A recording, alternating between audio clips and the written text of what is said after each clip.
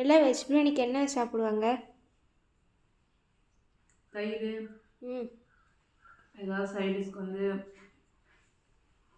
Chicken. அந்த மாதிரி சாப்பிடுவாங்க. நீ என்ன சாப்பிட்ற? வீடியோ எடுக்குன்னு சொல்ல மாட்டியா? நீ என்ன வச்சு சாப்பிட்றேன்னு கேட்டேன். நைட்டு செஞ்ச கையை திரும்ப நைட்டு செஞ்ச வெஜ் பிரியாணி. ஸோ எதுக்கெல்லாம் வாழைப்பழம் வச்சு சாப்பிடணுன்ட்டு இல்லையா?